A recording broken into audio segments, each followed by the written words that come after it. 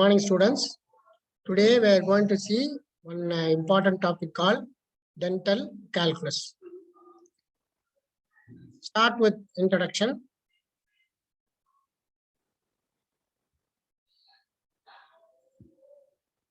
Throughout life, all the interface surfaces of the body are exposed to colonization by a wide range of microorganisms. In the mouth, teeth provide for the development of extensive bacterial deposits. The accumulation and metabolism of bacteria on the oral cavity is considered the primary cause of dental caries, gingivitis, periodontitis, periimplantitis, and stomatitis. Coming to the history, the first formal association between the dental deposits and oral disease can be found in the writings of Hippocrates in 450 BC.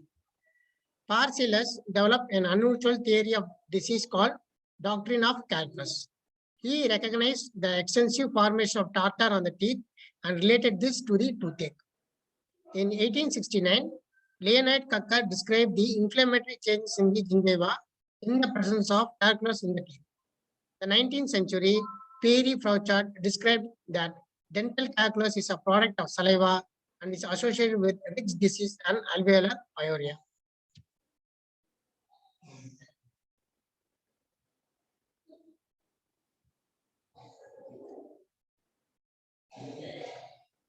In 1959, Parafit did a study on distribution of dental calculus and size specificity in the oral cavity. Sander describes the means of attachment to the tooth surface in 1970.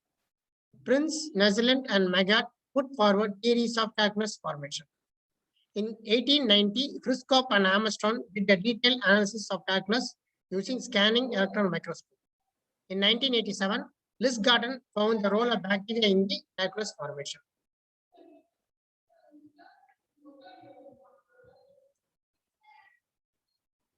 Coming to the types of dental deposits, Stoller classified dental deposits as the following. He classified as acquired pellicle, materia alba, dental plaque, and dental calculus.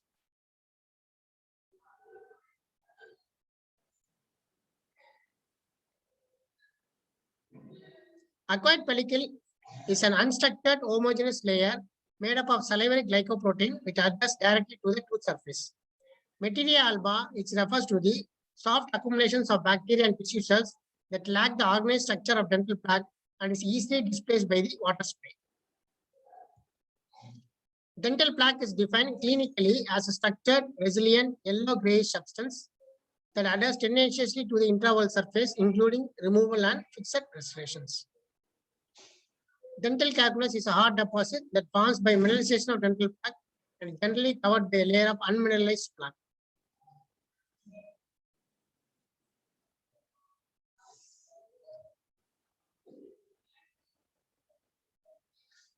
Coming to the classification, it is based on location. It is classified as supragingival calculus and subgingival calculus. Based on origin, it is classified as salivary calculus and ceruminal calculus.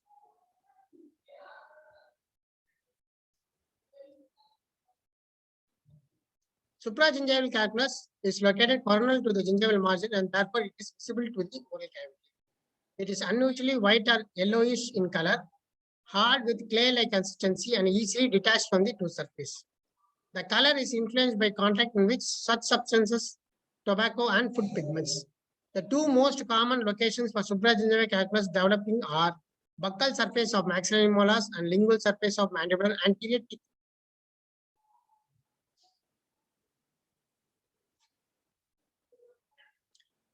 Coming to subgingival calculus, it is located below the crest of the marginal gingiva, therefore it is not visible on routine clinical examination. The location and extent of subgingival calculus may be evaluated by careful tactile perception with a delicate instrument such as explorer.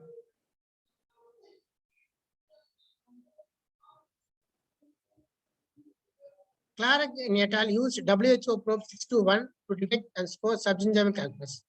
Subgingival calculus is typically hard and dense and frequently appears dark brown or greenish black while being firmly attached to the tooth surface. Microscopic studies demonstrate that deposits of subgingival calculus usually extend to the base of the periodontal pocket in chronic periodontitis, but do not reach the junctional epithelium. Coming to the composition, it composed of inorganic content and organic content. Supragingival calculus consists of inorganic content of 70 to 90% and organic components of 10 to 30%.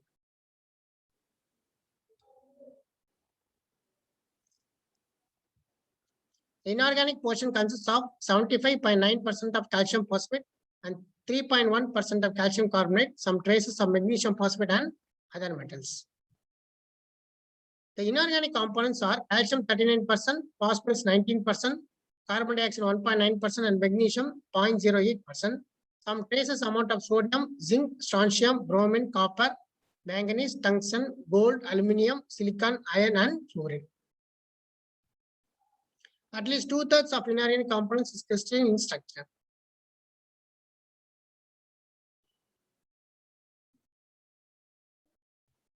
So 4 main crystals forms are hydroxyapatite 58%, magnesium metallocate 21%, octacalcium phosphate 12%, and bruchite 9%. Hydroxyapatite and octacalcium phosphate are detected most frequently in all supragingival calculus and constitute the bulk of the specimen. Bruchite is most common in mandibular anterior region, whereas the magnesium metallocate is seen in posterior areas. Coming to the organic content, the organic component of calculus consists of mixture of protein polysaccharide complex, discriminative epithelial cells, leukocytes, and various types of microorganisms. Between 1.9 and 9.1% of the organic component is carbohydrate. It consists of galactose, glucose, rhamnose, mannose, gluconic acid, and galactosamine. All these organic components are present in salivary glycoprotein, with the exception of arabinose and rhamnose. Salivary protein account for 5.9 and to 8.2 of organic component of the calculus. It includes most of amino acids. The lipid account for 0.2% of organic content in the form of neutral fats, free fatty acids, cholesterol, esters, and phospholipids. The subgingival calculus is composed of hydroxyapatite content with more of magnesium metallocate, less bruchite, and octacalcium phosphate than in supragingival calculus. The ratio of calcium to phosphate is higher in subgingival areas.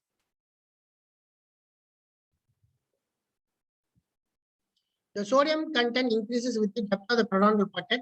Salivary protein present in supragingival calculus not found subgingivally. Dental calculus, salivary duct calculus, and calcified dental tissues are similar in inorganic composition.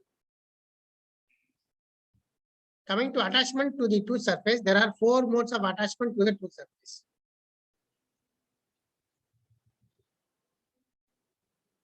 The attachment is by means of organic pellicle on the enamel, mechanical locking of surface irregularities such as resorption lacunae, close adaptation of calculus undersurface depressions to gently sloping mounds of altered cementum surface, penetration of calculus bacteria to the cementum, calculus embedded deeply in cementum termed as calculus cementum. Shaw found that calculus attachment depends upon length of the time the calculus has been tooth. At first, the organic matrix of the deposit adhered to the tooth by the bacterial or chemical means. Later changes in the cementum underlying calculus may change the type of attachment. He indicated that bacteria was an important in the attachment of the calculus.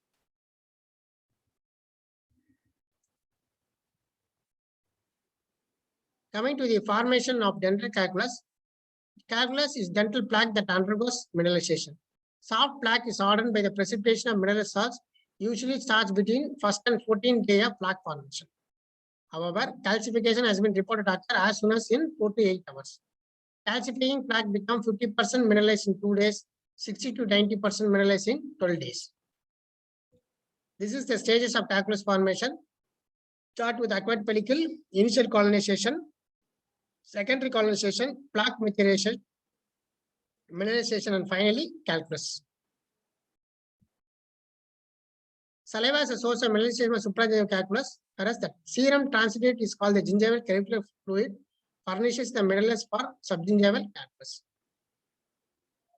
Plaque has the ability to concentrate calcium 2 to 20 times the level of the saliva.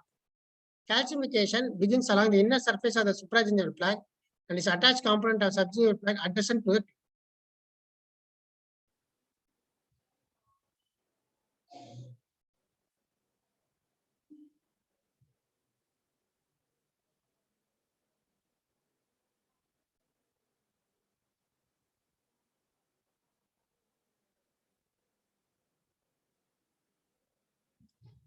Separate foci of calcification increase in size and coalesce to form solid mass of calculus.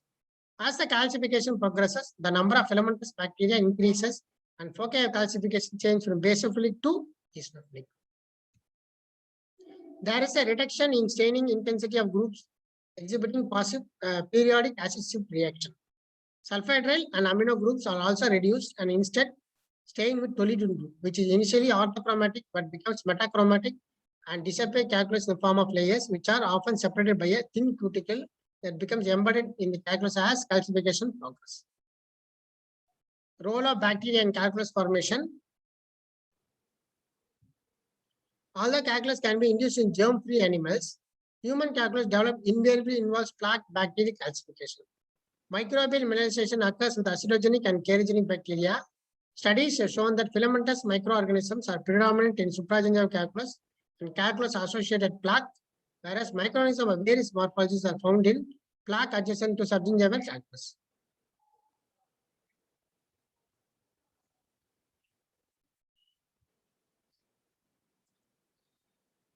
Pockets harboring undetectable subgingival calculus deposits have greater percentage of coquette forms and fewer motile rods. Non-calculus sites are associated with significantly higher level of actinobacillus, actinomycetum comitatus, and lower level of black pigmented anaerobic rods presenting with the calculus. Therefore, actinobacillus, actinomycetum comitatus are proposed to exhibit inhibitory effect on colonization of plaque producing bacteria. Coming to clinical significance, there is a positive correlation between the presence of calculus and the presence of gingivitis. Young person's periodontal condition is most closely related to plaque form accumulation than calculus, but situation is reversed with the age.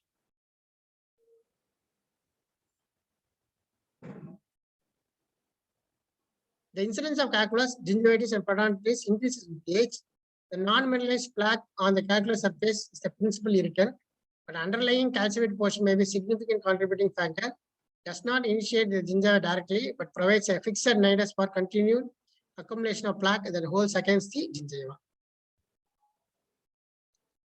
Subgingival calculus may be a product rather than the cause of periodontal pocket. The plaque initiates gingival inflammation, starts pocket formation, and pocket in turn provides a sheltered area for plaque and bacterial accumulation. Increased flow of gingival fluid associated with inflammation provides a millets that convert the continuously accumulated plaque to subgingival calculus.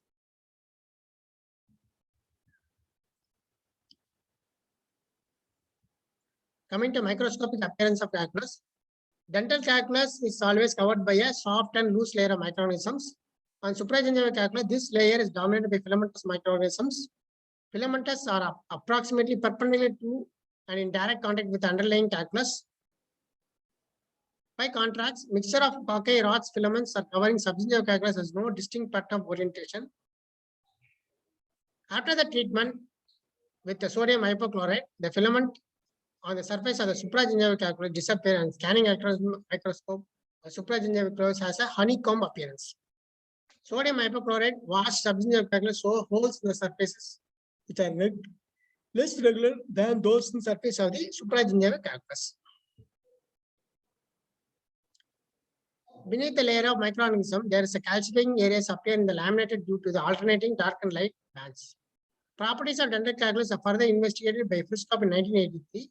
Reported that supragingival calculus are heterogeneous due to presence of non-calcified areas. These non-calcifying areas are irregular, resembling bands of cavities, partially separated by calcified minerals. It is demonstrated by plaque mineralization occurs in numerous individual foci.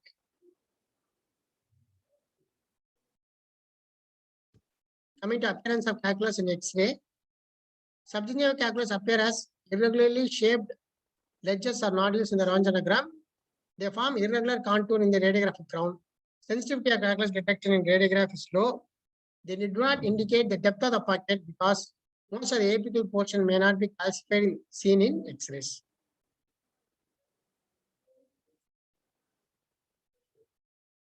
Coming to theories of calculus formation, there are 4 theories: boosted theory, seeding theory, colloidal precipitation theory, and phosphatase theory.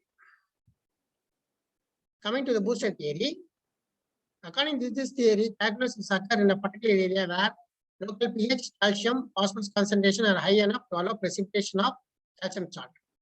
Burchard postulated that precipitation of calcium salt to the supersaturated was the result of increased pH caused by the loss of carbon dioxide from the saliva. Hodge and Blewing attempted to substantiate this theory by experimentally producing explanation of possible mechanism involved. They demonstrated in vitro experiments that a precipitate would form upon the loss of carbon dioxide from the supersaturated saliva. Conversely, with high carbon dioxide tension, no precipitate is formed. The presence of carbon anhydrase was demonstrated in the saliva by RAP.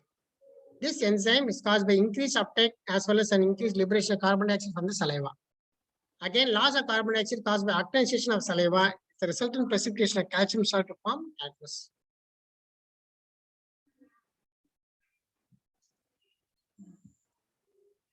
Coming to seeding theory or EPITAXIS concept, this theory states that seeding agents like bacteria induce small foci of calcification that enlarge and coalesce to form calcified mass. This concept has been referred as EPITAXIS concept. Most comprehensive study on this theory was conducted by Nuzzelen. He offered evidence that actinomycosis and leptotrachea are important organisms in the calculus. Leptotrachea usually form distinct or superficial layer over the deeper actinomycosis colonies. They thought that the growth of this organism produced certain biochemical changes that lead to the precipitation of calcium salt from the saliva or serum exudate. The precipitate could readily trapped by the bacteria already attached to the surfaces of the tissue.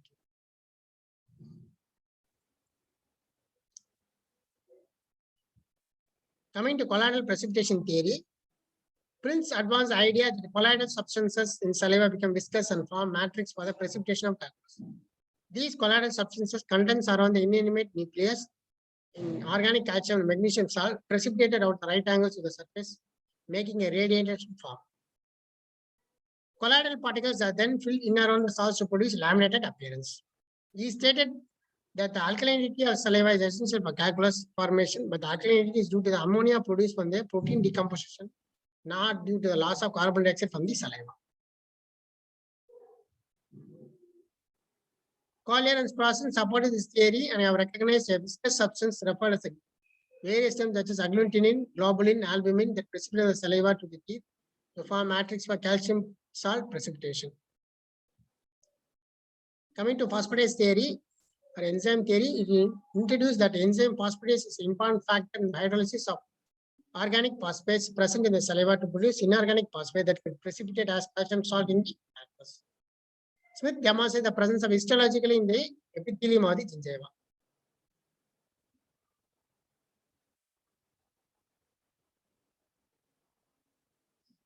Zander found this enzyme in endothelial cells in the capillaries and few connective tissue fibers. Several investigators found that strains of actinomycosis to produce phosphate. Bowen incubated cultures of actinomycosis in powdered saliva and noted that there was an increase in the organic phosphate concentration. Coming to analysis of calculus formation, chemical analysis was done by several investigators. Glock and Murray analyzed the pooled samples of calculus and found that it contained 82.9% of inorganic salt, that is 70% of calcium phosphate, 3% of calcium carbonate, 4% of magnesium phosphate, and traces of other minerals. Schroeder analyzed 20 samples of saliva calculus found in 32 to 36 calcium phosphorus, 12 to 6%, and magnesium 3 to 3.5.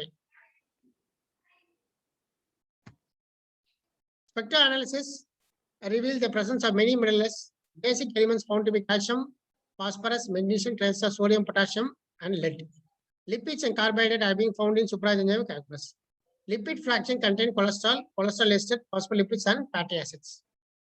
X-ray diffraction studies of dental calculus reveal the presence of various crystal structures such as hydroxyapatite, octocalcium phosphate, tetracalcium, hydrogen triphosphate, magnesium vitiliate, glutate, and calcite. Coming to conclusions, there has been many advances in our understanding how plaque and microbial mineralization is initiated and regulated by various promoters and inhibitors. The role of macromolecules such as immunoglobulin, glycoprotein, the initiation of biomineralization remain incompletely understood. So calcification layer of plaque give rise to calculus, and calculus is also covered by a layer of plaque. This vicious cycle can be stopped by preventing calculus and plaque accumulation. Therefore, plaque and calculus control methods should be given in a primary importance. In addition, safer and most effective calculus control formulation should be a long-term goal in this field. Thank you.